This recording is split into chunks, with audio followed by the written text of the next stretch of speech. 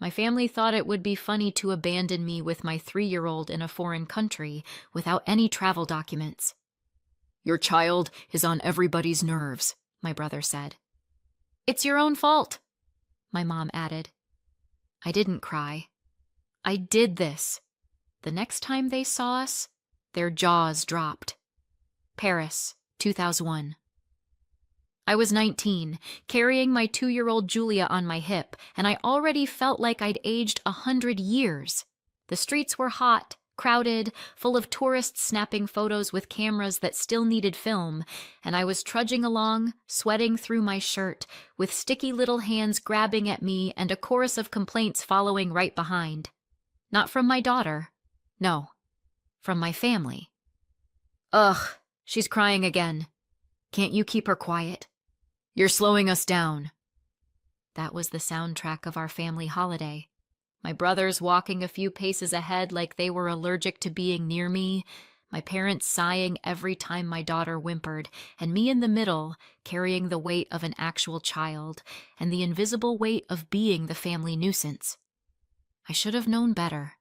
I should have known that taking a toddler to Europe with my family was never going to end well. But I thought maybe, just maybe, they'd be decent human beings about it. Spoiler alert, they weren't. We were in Paris, supposedly the city of love, but in our family it was the city of irritation, sarcasm, and thinly disguised disgust. Every time my daughter so much as sneezed, someone had something to say. Don't let her touch me. She's sticky. She's ruining the tour. Why did you even come? And the best part? Whenever I asked for help, just 5 minutes to rest my arms, to let someone else hold her while I bought water or adjusted my bag, I got gems like, "What, so she can puke on me? No thanks. Not my kid, not my problem." Anyway, you get the picture. I was exhausted, my arms ached, my patience was shredded, and every glance from my parents carried that silent, sharp message. You did this to yourself. And then, of course, came the setup. We were near Notre Dame when my daughter had her inevitable meltdown, screaming, kicking, full toddler opera. My parents groaned, my brothers complained, and I finally snapped, "You know what? I'll take her. I'll calm her down. You all go ahead. I'll meet you at the station." Too eager, too quick, they agreed. "Fine, 2:00. Don't be late." My brother pulled out the train tickets. Old-school paper slips. He squinted at them like he was decoding ancient scrolls. "Yep, 2:00, he said, handing them back to Dad. My other brother smirked. Mom nodded. Looking back, I should have noticed the little smiles, the way they all seemed to share some private joke. But in the moment, I was just grateful to get a break. So off I went. My daughter and I found a quiet bench. I bought her ice cream. For 10 blessed minutes, I got to pretend this was an actual holiday instead of a marathon in humiliation. But of course, the peace didn't last. When we got to the station, the platform was empty. My watch said 2. I was on time. But the train? Gone. My stomach sank. I paced, holding my daughter tighter, scanning for my family. Nothing. Then I pulled out my phone. Remember, this was 2001. No smartphones, just a chunky little brick with a tiny screen. I called.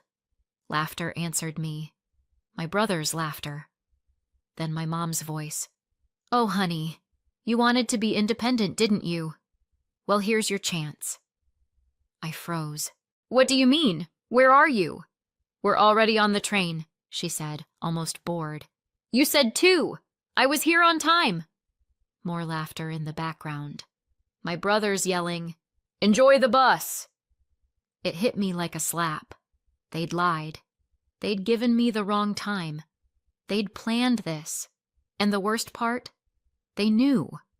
They knew my daughter got sick on buses. I'd said it a dozen times on this trip. I'd begged to avoid buses.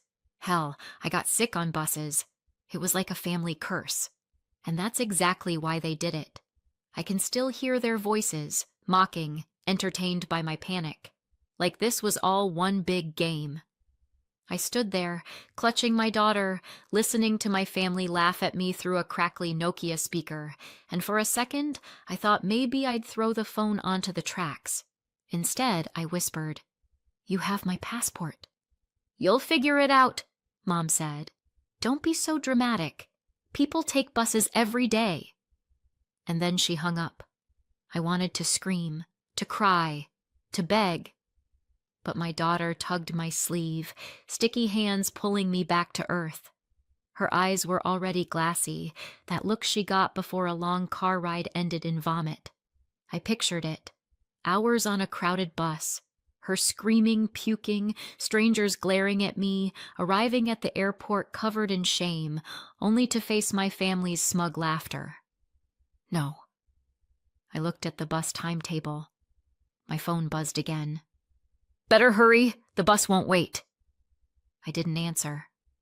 I held my daughter tighter. My heart was pounding so hard I could hear it in my ears. And then the thought came, clear and sharp. I don't have to go. I don't have to chase them. I don't have to beg for space in their world. I don't have to spend one more second proving myself to people who would leave me stranded just for a laugh. So I didn't. I stood in that station, Paris buzzing outside, the bus engine rumbling nearby, and I said it to myself, out loud, so I'd believe it. No, not this time. And that's where everything changed. If you want to understand why I didn't get on that bus, you need to know the backstory, because the thing with families is, they don't usually turn into monsters overnight. Mine had been training for it my whole life. I was born in the 80s, the great middle child experiment. 2 brothers, one older, one younger, with me stuck in between like the unwanted filling in a sandwich nobody ordered. They had each other, their little 2-man club. I had, well, mostly silence. And blame. Always blame. If something broke, it was her. If one of the boys cried, she started it. If there was drama in the house, somehow, I was the cause. Middle child syndrome is supposed to be a joke. In my family, it was a career. I'd like to say I got used to it, but you don't really get used to being invisible until it suits someone to pin a disaster on you. You just learn to expect it. And when you grow up like that, you start to believe you deserve less. Less attention, less affection, less everything. And that's exactly how I ended up pregnant at 16. Let me explain. It wasn't some scandalous fling with an older guy or a tragic story with some predator. No, it was stupid, ordinary, teenage love. He was in my class, my first crush, my first kiss, my first everything. I thought it was the real deal, because when you're 16, what else do you have to compare it to?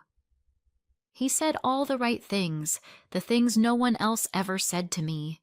That I was pretty, that I was special, that I wasn't just the difficult one. I believed him. Of course I did. We slept together once, twice, and just like in the movies, the moment it was real, he was gone. He broke up with me before I even knew I was pregnant. "You're too intense. I just want to have fun." That was his line. I still remember it because I wanted to throw a chair at him. Then came the 2 pink lines, and that's when the real nightmare began. At first, I kept it secret. I wore baggy clothes. I avoided my mom's eyes. But secrets have a way of growing along with your stomach. When they found out, it was like I detonated a bomb in the living room. My mom's face went pale. My dad just sat there, shaking his head, like I'd ruined his personal reputation single-handedly. My brothers laughed.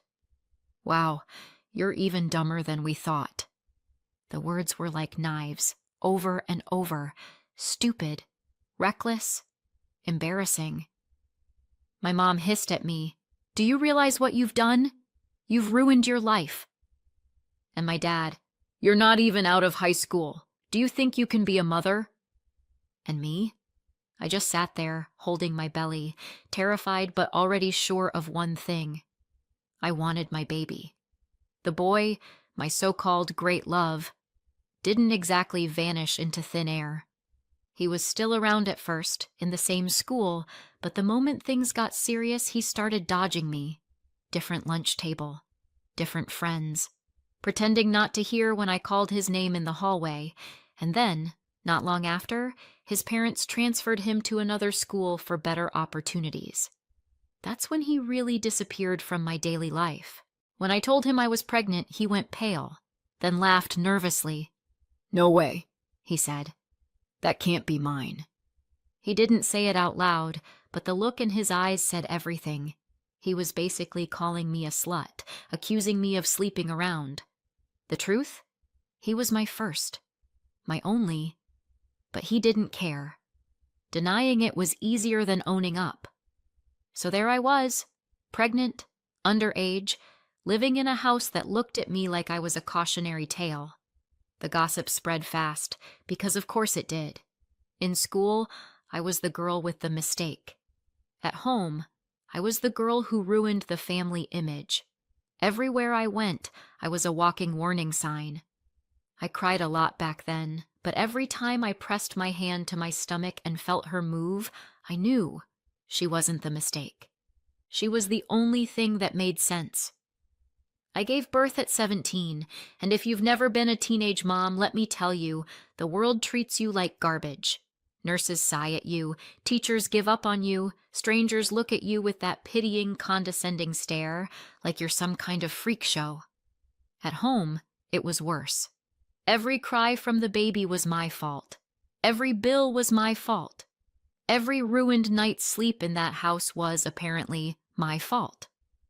My mom snapped at me constantly. "We all have to suffer because of your choices." My brothers refused to be in the same room if the baby was fussing.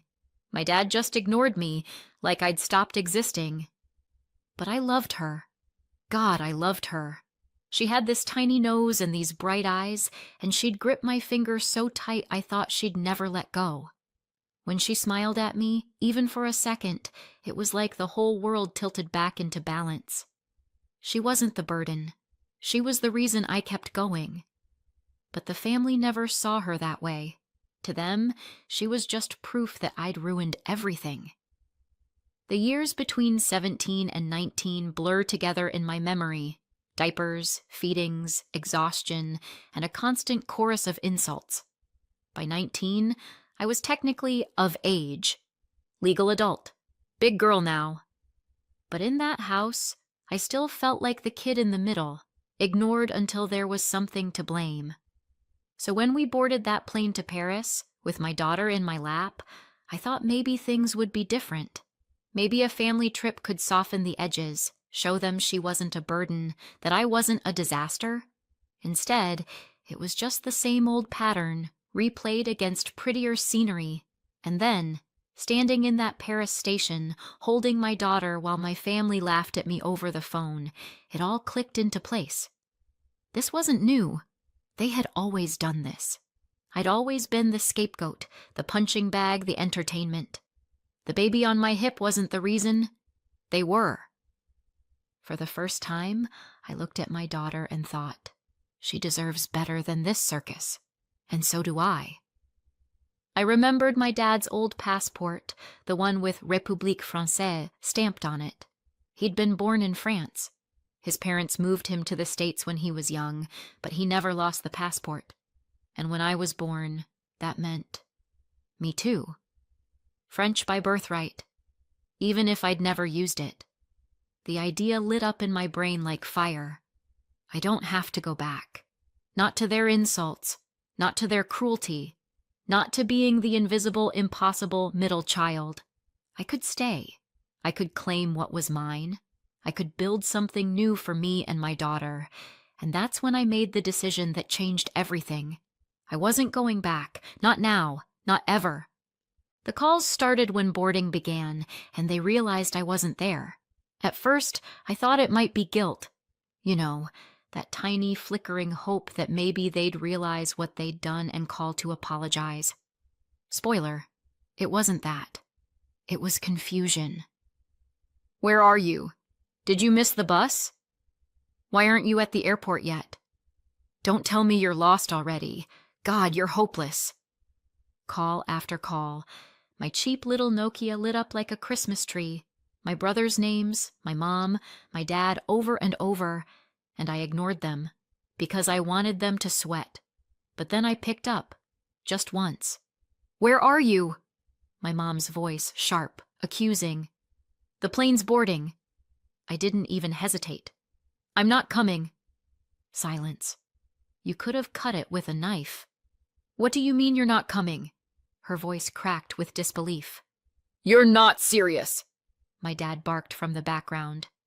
You're bluffing, one of my brothers chimed in.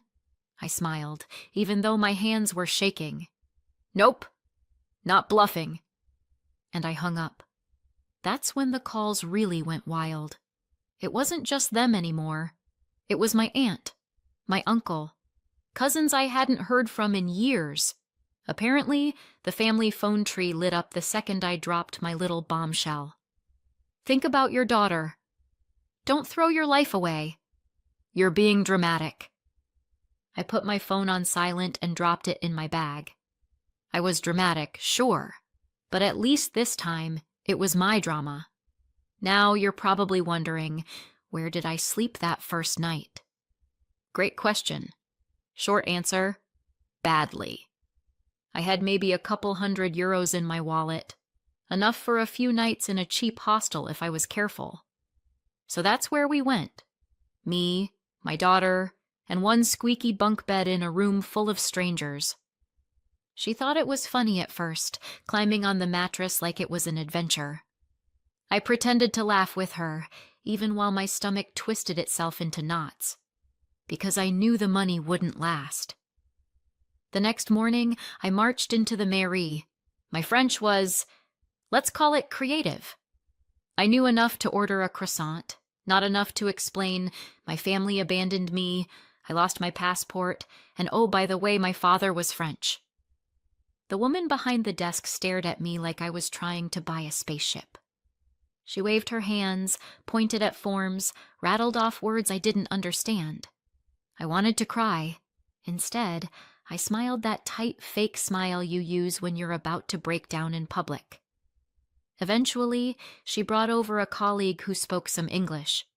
Between my bad French and her bad English, we managed to piece it together. Yes, my father was French. Yes, that meant I could claim nationality. Yes, I needed to fill out about 17 forms in triplicate.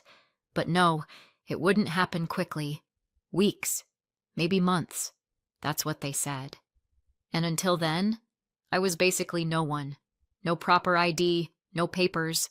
Just me and my toddler in a city that wasn't waiting for us.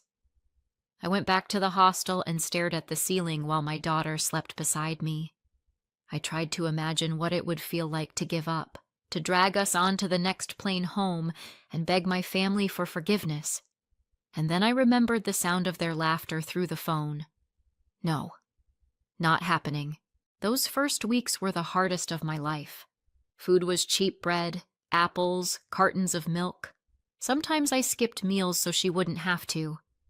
I found a church charity that handed out hot dinners twice a week, and I swallowed my pride and went. I kept telling myself, she won't remember this. She'll remember me holding her hand, not me standing in line for soup. Days were long. I walked the city just to keep us moving, keep her distracted. Parks became our living room. Libraries became our babysitter. Paris is gorgeous when you're a tourist. Less so when you're broke, exhausted, and scared. I tried not to let her see me panic. At night, when she was finally asleep, I'd curl up beside her and shake quietly. Then came the breakthrough. After what felt like forever, the paperwork started moving. Proof of my father's birth certificate. Copies. Signatures. Endless stamps. But finally, they recognized me. French citizen, just like that. It didn't solve everything, but it was like someone handed me oxygen, because now I could apply for help. Allocations familiales, money every month just for being a parent. APL, Housing support, enough to get us out of the hostel and into a shoebox apartment with a leaking sink, but still, it was ours. Healthcare, childcare, all those safety nets I'd only ever heard about. For the first time in years, I felt like the ground under my feet was solid. And my family? Still calling, still furious. "What are you doing? You can't just stay there? You'll regret this. Come home. We'll forgive you." Forgive me. The irony almost made me choke. I stopped answering. Eventually, they stopped calling. With a little stability, life started to shift. I put my daughter in subsidized childcare, cheap, structured, safe. She loved it. Every morning she'd run inside without looking back, and I'd stand there amazed because she had no idea how close we'd come to losing everything. Meanwhile, I found work. Not glamorous, not easy, cleaning offices, scrubbing floors, hauling garbage bags. I smelled like bleach half the time, and my knees ached constantly. But the first paycheck I held in my hands felt like gold. It wasn't much, but it was mine. Learning French became my obsession. I watched cartoons with Julia, repeated phrases to myself until they stopped sounding foreign. I forced myself to talk to neighbors, to cashiers, to anyone who would tolerate my butchered grammar. Day by day, I got better. And as the words came, so did something else. Confidence. I started to believe I could really do this, that I wasn't just surviving, I was building. And somewhere in that first year, when the calls from home finally died off, I realized something incredible. For the first time in my life, I wasn't the problem. I wasn't the middle child scapegoat. I wasn't the stupid girl with the mistake. I wasn't the nuisance holding everyone back. I was just me. A mother, yes. Struggling, yes. But moving forward, step by step, without them. And deep down, I knew I'd never go back. Not even if they begged. Life didn't suddenly turn into a fairy tale. The apartment was the size of a shoebox. The sink leaked constantly, and our furniture looked like it had escaped from a dumpster fire. But it was quiet. I started over. I found work, learned the language properly, and somewhere along the way, I met someone who treated me like a human being. We got married. For the first time, I had a partner who didn't see me as a burden. Together, we built something resembling a family. And while I was crawling out of the mess, Julia was racing ahead into a world I could barely understand. Julia grew up fast. And here's where I need you to pay attention, because what I'm about to tell you still doesn't sound real to me, even now. You think you know where this story is going, but trust me, you don't. There's still a big twist waiting. Julia wasn't like other kids. She didn't care about dolls or glitter pens. She cared about machines. She wanted to know how things worked, and once she figured it out, she wanted to make them better. At first, I thought it was just a harmless obsession. And here's the part that still sounds insane. One of those little projects of hers exploded. Overnight. She went from tinkering in her room to having thousands of people using her app, then investors, then offices, employees. I blinked, and my daughter, my Julia, was running an actual company. And then came the deal. The big one. The kind that doesn't just change your year, it changes your life. She sold part of the company, and suddenly she wasn't just comfortable. She was rich. Like, really rich. I know, I can hear myself saying this and it still sounds like I'm making it up. But no, Julia, the same kid I carried through Paris on my hip, went from sharing stale baguette with me to being a multimillionaire before she even turned 22. And you better believe I cried the day she told me, "Maman, don't worry about bills anymore." And then came the night of the ceremony. Big auditorium. Spotlights everywhere. Cameras flashing. Julia on stage, awkward smile. Clutching another award like she wasn't even sure how she'd ended up there. I sat front row, clapping until my hands burned, trying not to smudge my mascara. And then I saw them. My parents. My brothers. 19 years of silence, and suddenly there they were, grinning, clapping, looking like royalty at someone else's party. My stomach dropped so fast I thought I might pass out. Because if they'd come all the way here, it wasn't for me. They waited until the ceremony ended. Then they came forward, arms wide, voices dipped in honey. "We've always loved you. We're so proud of you. Family is family, no matter what."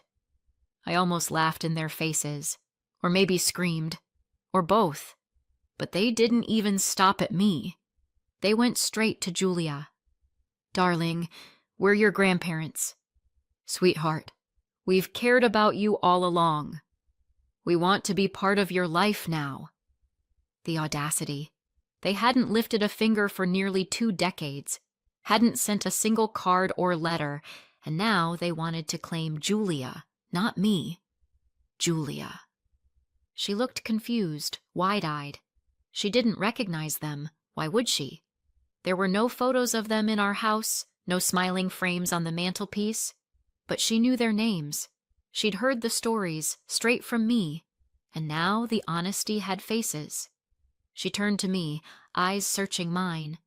Part of me wanted to grab her hand and drag her out, to scream, "Don't fall for it. They'll eat you alive."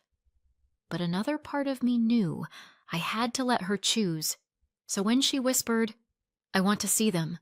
They're still my grandparents," I felt my chest crack, but I nodded.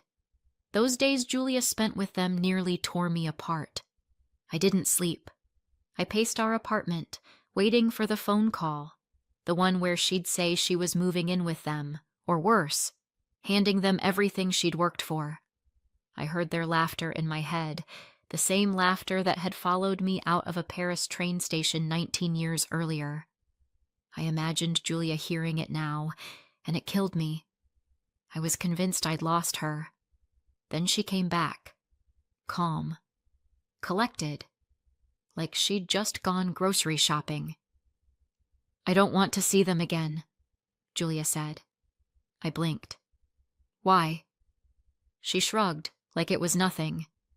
"They were fake. I could feel it. They smiled too much. They said all the right things, but none of it was real. They didn't care about me. They cared about the money. That's all." I just stared at her. Julia, my daughter, my brilliant, stubborn, beautiful girl, the one I carried through Paris with nothing but willpower, the one I thought I had to protect from everything. She'd seen through them in days. It had taken me 19 years. The family who abandoned me thought I'd come back crying. Instead, I built a life they could never touch. A life with Julia, too strong, too smart, to fall for the same poison. They wanted us crawling. We stood up, and we never looked back. So what do you think? Did I do the right thing by staying in Paris and cutting my family off? Or was it reckless, and I just got lucky? Maybe I was right. Maybe I wasn't. I'll let you decide. Tell me in the comments, and don't forget to subscribe.